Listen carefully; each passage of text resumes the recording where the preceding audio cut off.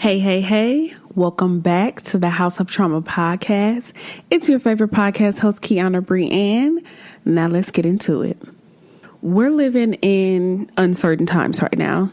There's so much distress and uncertainty going on in the world, within our country, within our own personal communities, and within our own personal lives.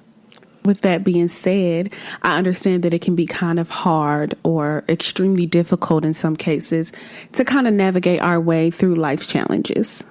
It's no secret that I've been face to face with a number of challenging circumstances throughout my life, and there's this trial and error that I had to go through in order to kind of successfully, for lack of a better word, to successfully navigate my way through life's challenges so that when I'm faced with a similar challenge or even something that is completely brand new that I've never been face to face before, I'm able to kind of navigate it without losing my mind. And I want to start off by saying that there will never be a period in your life where you don't face some type of adversity, right? There's no level of success. There's no amount of money. There's no amount of planning and strategizing that you can do to prevent you from facing a challenging situation. Because what we know for sure is that life is a constant state of change. Things are always changing, and sometimes that change can be uncomfortable.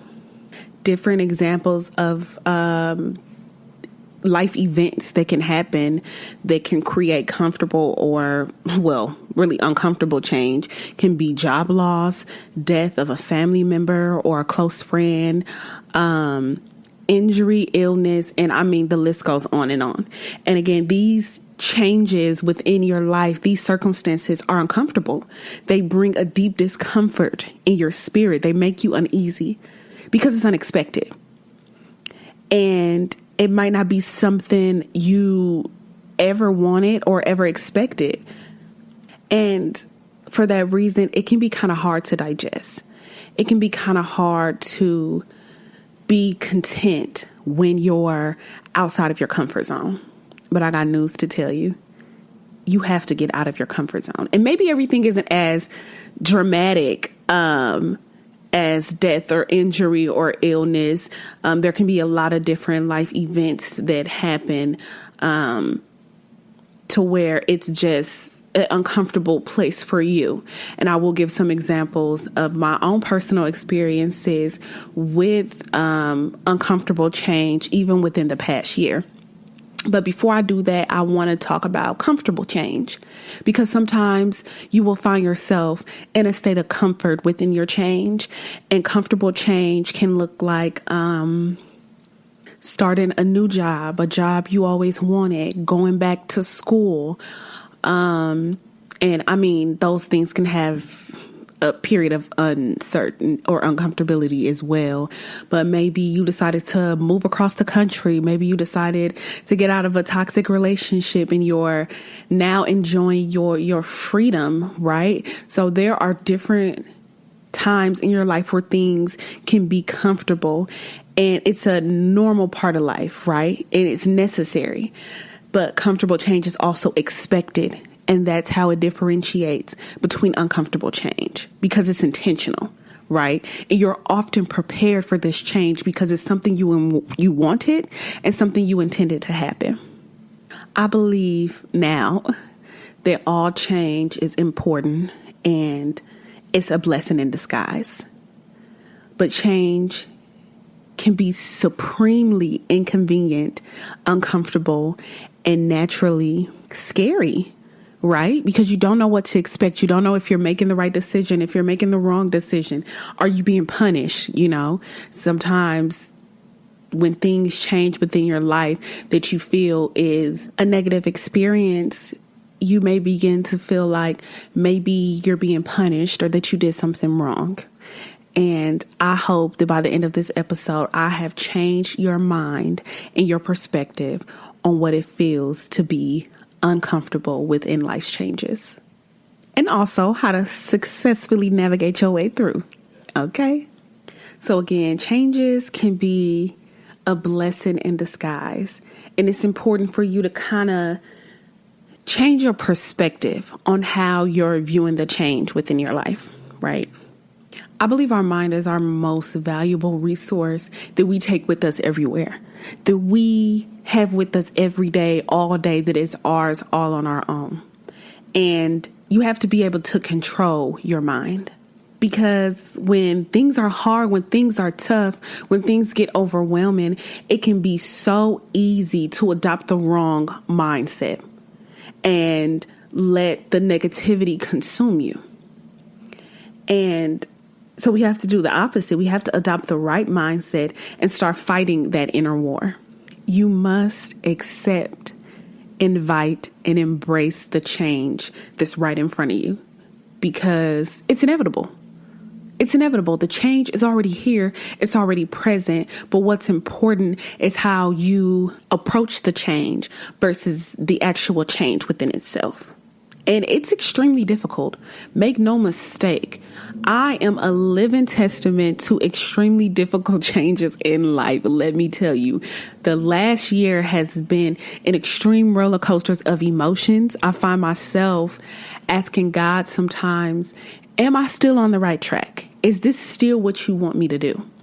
I remember a little under a year ago, I was crying in my apartment, asking God to explain himself because I didn't understand the changes that were happening so rapidly right in front of me. And dare I say, I thought I was being punished. But now, looking back, I was not being punished. Not only was it character building, it was mind altering, and it was, in a sense, making me stronger for what was to come. And also, you guessed it, it was a blessing in disguise. Everything that I felt like was happening to me was happening for me. And I'm a strong believer in the path of least resistance. Sometimes we're holding on to something so hard and God is telling us to let it go. God is begging us to let it go. God is doing all he can to force us to let it go. And we're still holding on to it because we're scared to walk out that door and see what's waiting for us on the other side. And I remember when I was talking to my Dallas bestie about everything that was happening and then, updating her along my journey. And she said that my story reminded her of, it's like a meme, like a picture of, a little girl, and she's holding this teddy bear, and it's a small teddy bear. It's a decent teddy bear for a child of her size.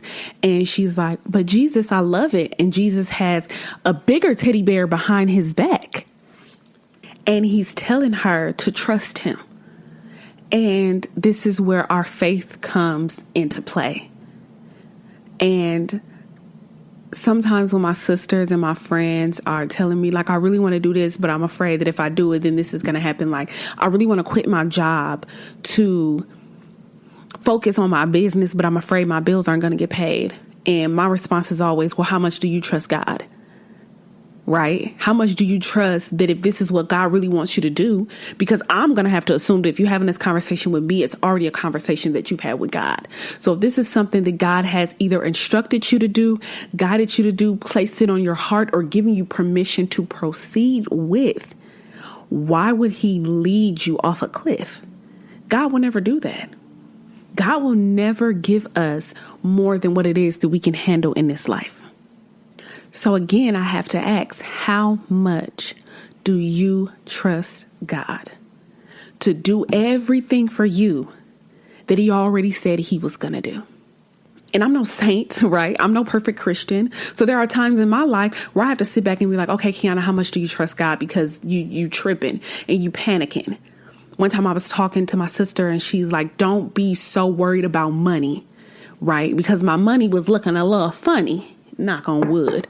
But it was a difficult time for me when I wasn't working. And I'll tell you this quick story. So I'm currently in training for Alaska Airlines to be a flight attendant. I was already a flight attendant before with SkyWest Airlines. So I remember I was based in San Diego, and I'll talk more about San Diego a little later, but I was based in San Diego and I was commuting from Dallas to San Diego. From Texas to California is a big jump. Flights are anywhere from 3.5 to 4.5 hours, depending on which way you're going. So I'm commuting, but I'm also moving around a lot because I'm flying, and if you're not a flight attendant, this probably doesn't make much sense, but long story short, there was very little time that I had to rest. And I remember one day I was crying, and I was laying there and I was crying and I was begging God. I'm like, God, please, I'm just so tired. I just want to rest. Is that too much to ask? Is that too much to ask? It's to rest, right? So fast forward to August. It was a lot going on in August. My best friend unfortunately lost one of her brothers, and my granddad also passed away within a week of each other. We were also dealing with the trial for the murderer who killed my dad in 2019. And it was a month before I was starting my training with Alaska.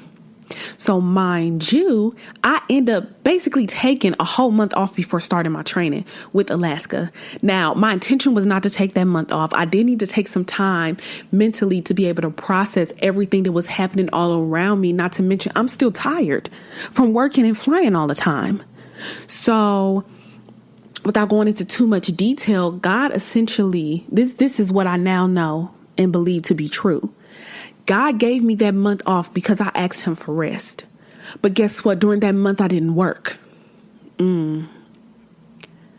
But my bank account was never empty. I never asked anybody to borrow money. There was never a time where a roof wasn't on my head, where clothes were not on my back, and where I wasn't eating good. Okay? I never miss a meal or a good drink. You hear me? So the point I'm trying to make in all of this, because I don't want to keep rambling, is I asked God for something and he gave it to me. But it didn't look like what I thought it was going to look like when I cried and begged for rest. But he gave me that rest more time than I even asked for. I didn't need a month off, or so I thought. And in the beginning of it, when I knew I wasn't going to be working for the whole month prior to starting work again, and mind you, my training right now is unpaid, and I'm still not missing a meal.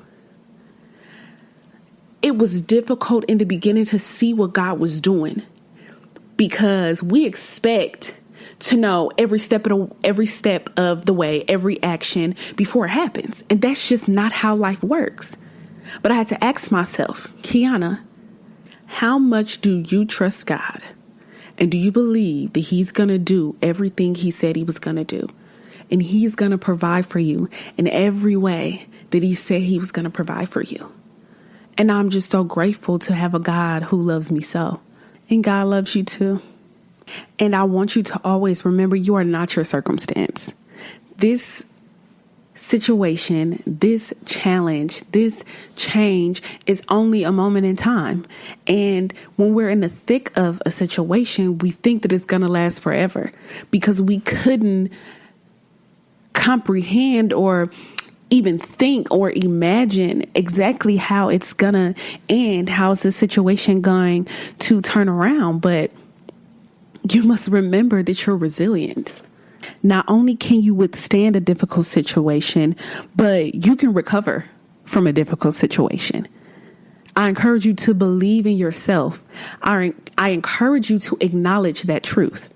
The more you're open to change, the sooner you'll be able to see and accept reality for what it is and move forward in productive ways.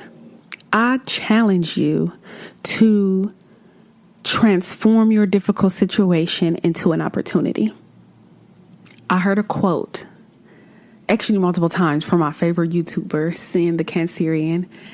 And she says, when nothing is certain, anything is possible. When nothing is certain, anything is possible. So let's alter what we believe to be something that's working against us and challenge ourselves to believe that it's something that's working for us. And it's going to be uncomfortable. Like that's the reality of it. And the sooner you accept that change is uncomfortable, the easier these next few steps are going to be. Know that you don't have to have all the answers at once. And that's okay. We're human beings. We want to have all the answers at once. And right now we're living in a society and a culture where everything is for instant gratification. But believe me when I say nothing worth having happens overnight. And I challenge you to ask yourself, literally sit down and ask yourself, this current circumstance, why do I believe that it's so hard? And there is no wrong answer, right? Just first identify, why do you believe that this situation is hard? Then I want you to assess and try to determine what it is that you can do in this moment to change your circumstance. No wrong answers. This is for you, by you. Then, once you come up with that answer, if you were able to come up with an answer, start to think of tangible steps that you can take right now in this moment. Because we need to just take it one step at a time, right? If you're having difficulty coming up with an answer, then accept that maybe it's not for you to change. Sometimes you have to sit in the storm. A little rain ain't never hurt nobody. God is still with you in the storm. If nothing else, he's with you more when you're in the storm. So again, I am a flight attendant, and the last year, my first year of being a flight attendant, was extremely difficult. But it was also extremely satisfying. People ask me all the time, do I like my job? I love my job. And I could not imagine doing anything else at this moment in time with my life. When there was a period, and if I wasn't sure if I was still going to be a flight attendant, I was like, well, then what do I do now? Do I go back to retail? Ugh, gross. like, what is it that I'm going to do right now with my time? But again, it came with a series of challenges. My attempted relocation to San Diego, which is not off the table. You know, I don't believe in coincidence, and I believe that I was in San Diego for a reason, but that's a whole nother story. However, like I mentioned before, it was difficult to commute from Texas to California. It was really hard. I had never had to get on a plane and sit there for 4 hours to get to work. And anybody who's ever flown before, you know that it's unpredictable, right? Flights can be canceled, flights can be delayed. And then as flight attendants were flying standby, so maybe I show up to the airport at 6 a.m. and there's no seats available for me. There has been times where I spent hours, almost full days in the airport waiting to get on a flight. It was something I had never experienced before. And then with being based in San Diego, there are no crash pads. And crash pads are typically places where people stay, where flight attendants stay. And a lot of times you don't have your own room. It's a shared environment where flight attendants stay whenever they're in town, because they're commuting to base. So if you live within base, then obviously you stay at home. But it came with a lot of trial and error. I went through hotels, Airbnbs. I stayed with a coworker, and it was extremely difficult. And it wasn't always difficult. Eventually, I started to get the hang of it, and I started to figure things out. But I was also on call, so there would be some days where they didn't call. I mean, some checks I would get and they would be $600. And then again, now I'm worried about money again. And I'm just like, well, is this worth it? Because I'm not making the money that I would make if I was a retail manager. I would be making triple, quadruple the money that I'm making now per check. And so things didn't always go my way. Things very rarely went how I expected it. There would be months where I was working all the time where I didn't have a day off. And that was fine by me. And so my checks were bigger. But again, there was 1 month where it was a week straight and I didn't work. And I'm just sitting in San Diego, but I'm staying in an Airbnb, right? And so I'm only paying for it by the day, because if I get called in to work a 3-day trip, I don't want to have 3 days left in my Airbnb, because now I'm paying for nothing when my company is going to provide the hotel while I'm on this 3-day trip, if that makes sense. But there will be days where I'm like, okay, I'm on call from 3 a.m. to 3 p.m. and I have to check out of the Airbnb at 11 a.m. Do I check out or do I not check out? Like, do I pay for it again? And one time I actually did pay for it again and they called me at 12. Yeah, it's extremely difficult. And when things weren't going my way, I would be asking God, like, is this still what you want me to do? Because again, I'm all about the path of least resistance. So I sometimes had trouble deciding if I was still on the right track. But again, this is where my faith comes into play and putting God at the forefront and believing that if this is something that God approved for me to do or wanted for me to do, that he would ensure that I was taken care of. And I was always taken care of. But there was a long period where I felt that I was in isolation. And what us Christian people would say, I was in the wilderness season. And when you're in your wilderness season, it can be extremely lonely and it can be extremely challenging. And you really don't know when you're going to come out, right? Like the children of Israel wandering through the wilderness, trying to get to the promised land.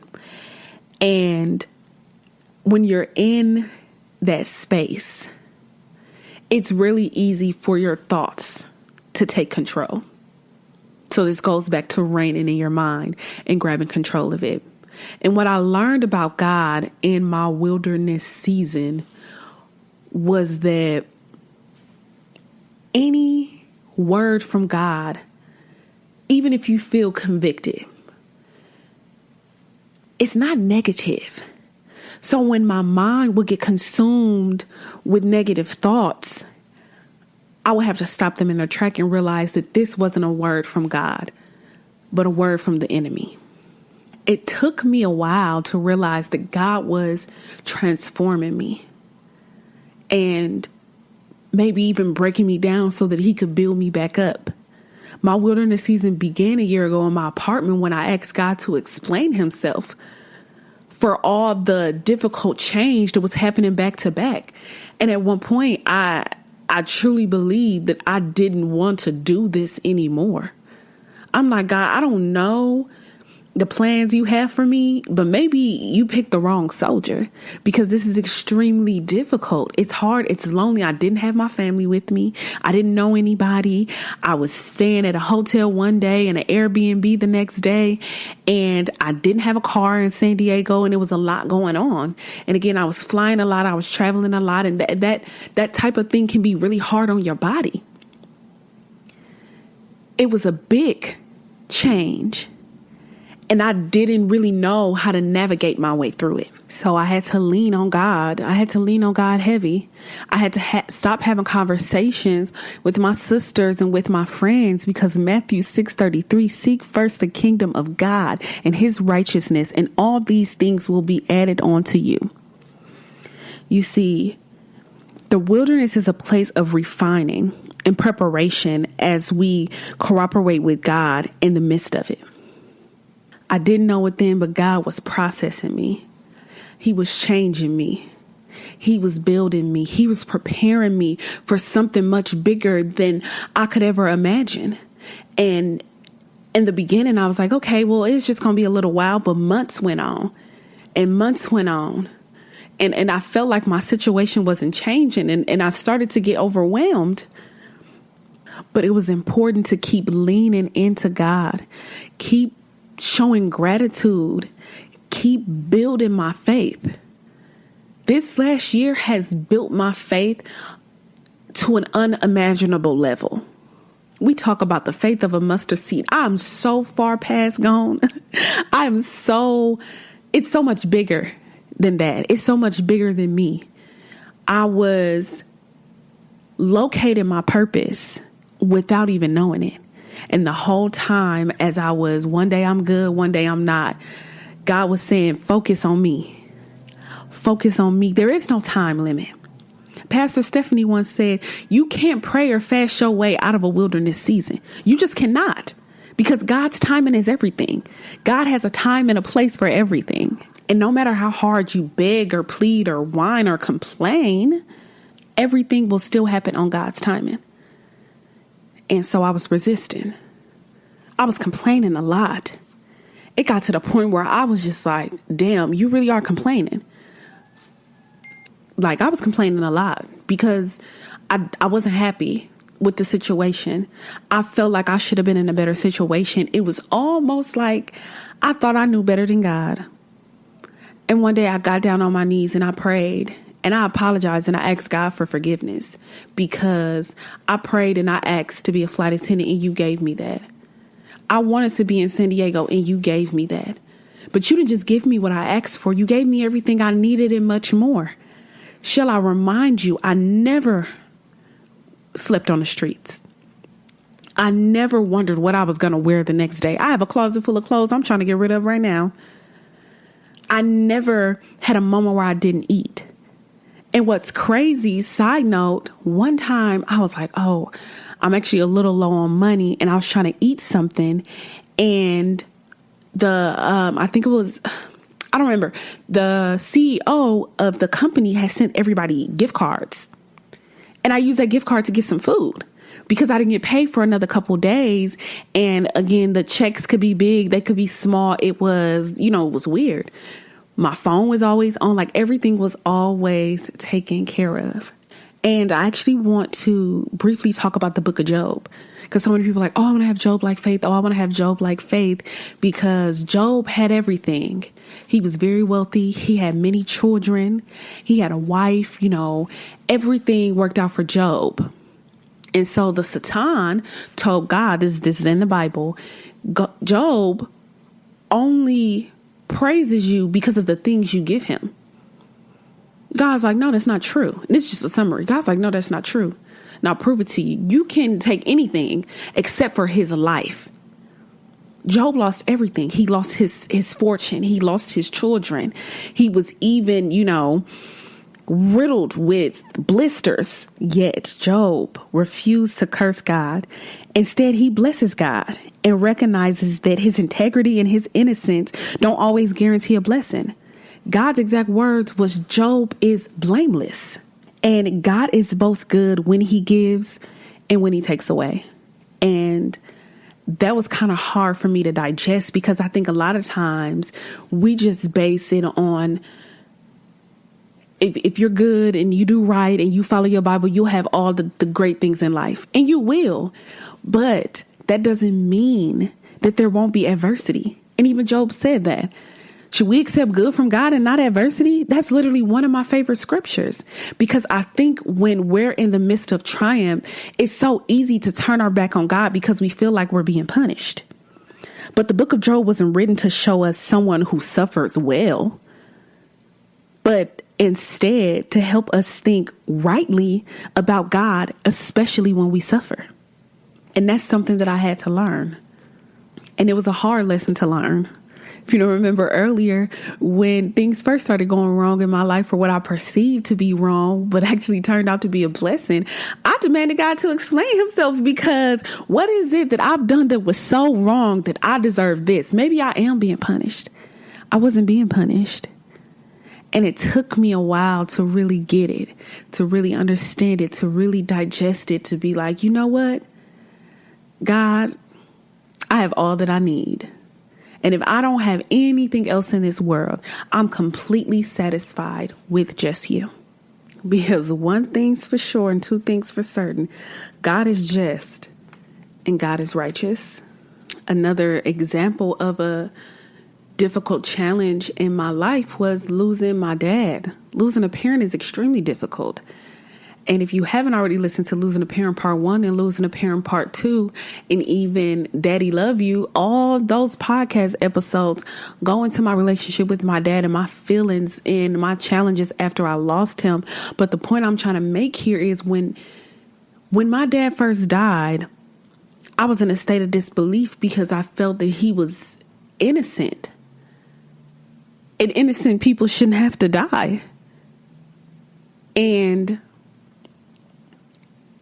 I was able to to start to begin to build my relationship with God. And had I not, I would not have been able to navigate my way through that. And I'm still doing it. It's still a challenge. It's still very difficult to process, but I'm processing it in the healthiest way I know how in this moment. Because in the beginning, I didn't process it in a healthy way. I did quite the opposite, actually. And again, it's those trial and errors, right? It was a lot of trial and error, learning about the negative ways that we as humans tend to cope with.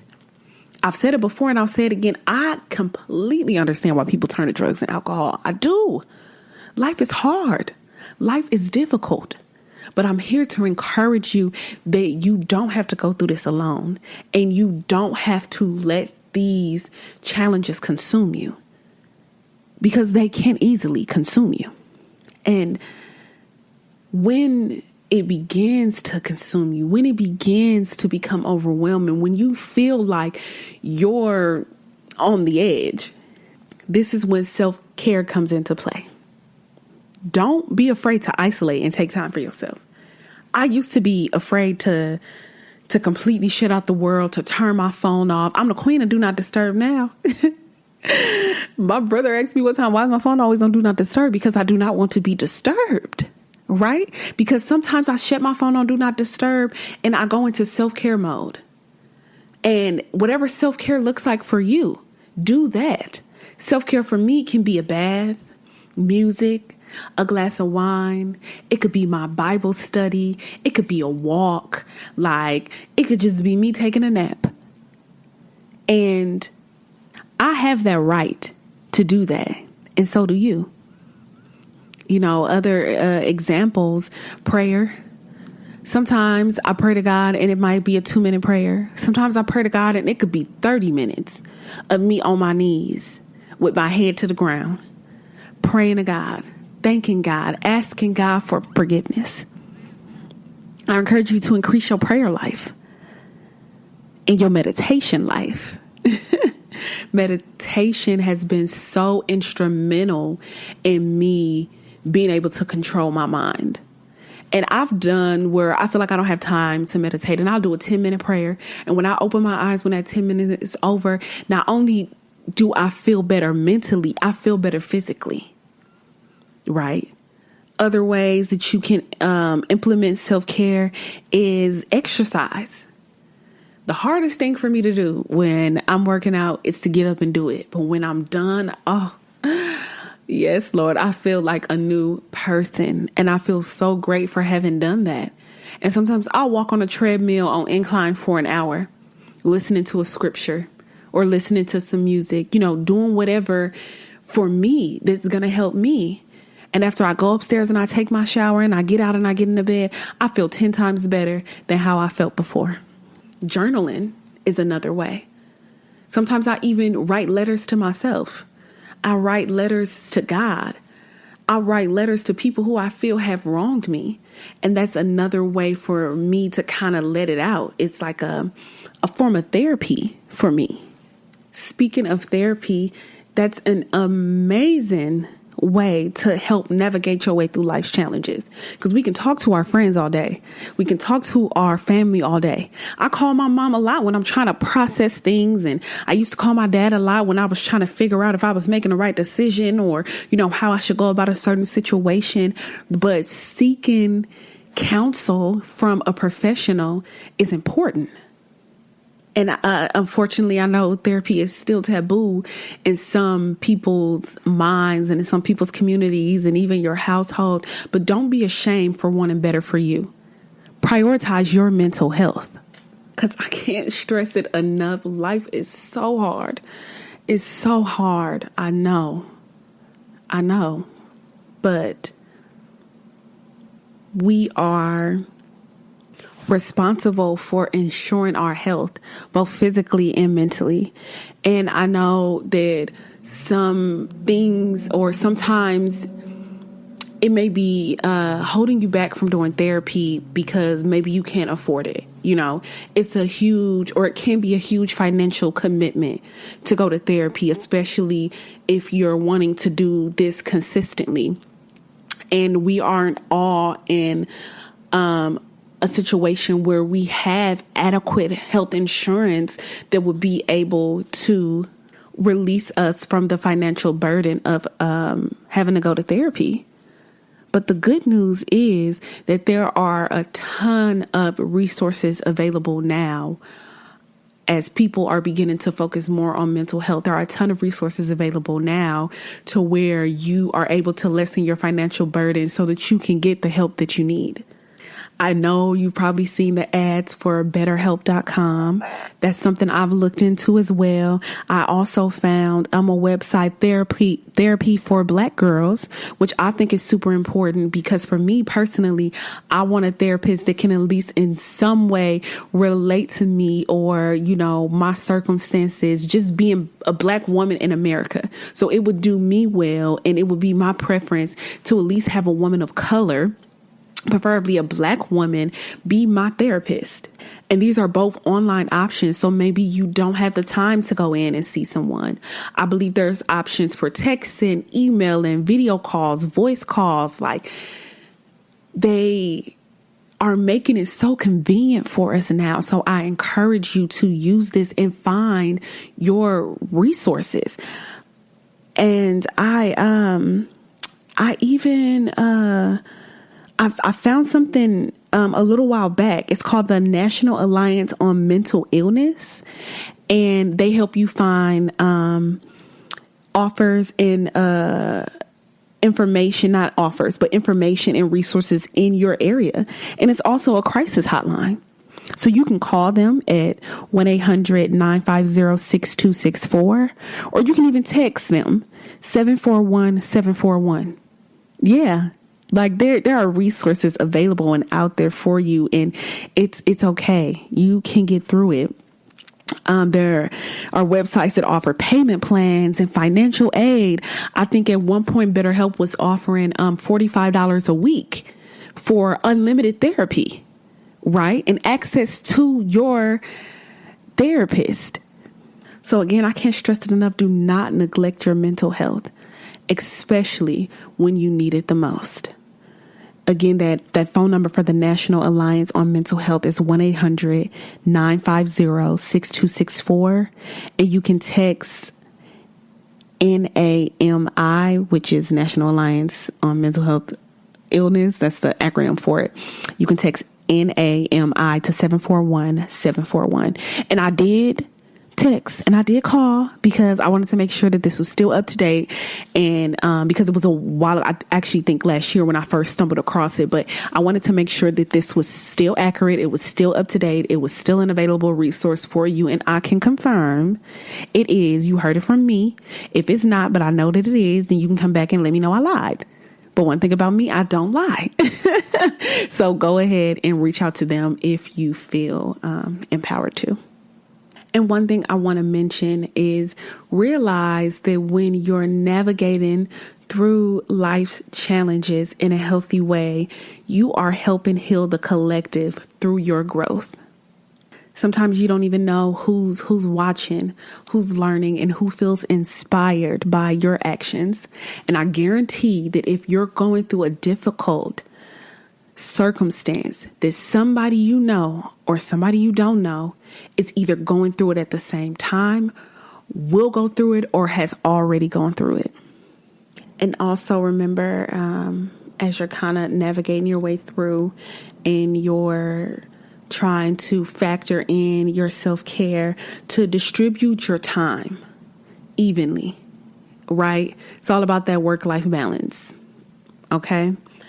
And, prioritize things, definitely prioritize from important to maybe least important. Take it one day at a time and try not to overwhelm yourself with tasks.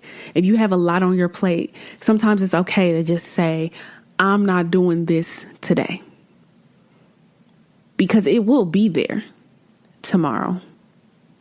And most importantly, don't take on more than what you can handle. I think that's the number one thing I see people doing. And I was a victim of it myself.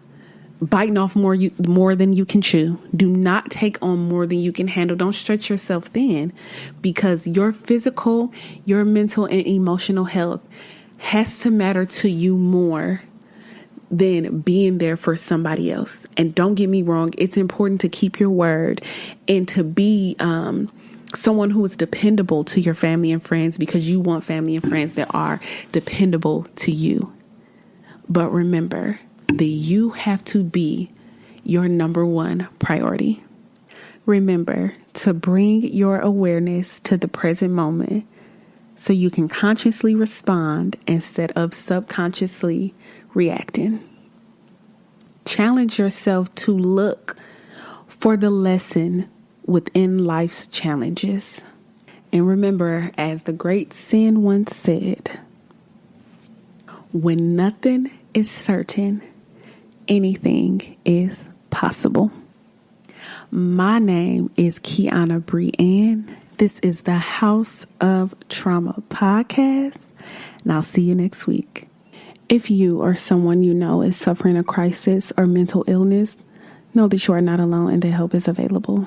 Please reach out to your local social services or the National Alliance on Mental Illness at 1-800-950-6264. If you or someone you know is struggling with suicide, please reach out to the National Suicide Prevention Hotline at 1-800-273-8255 or text TALK to 741-741.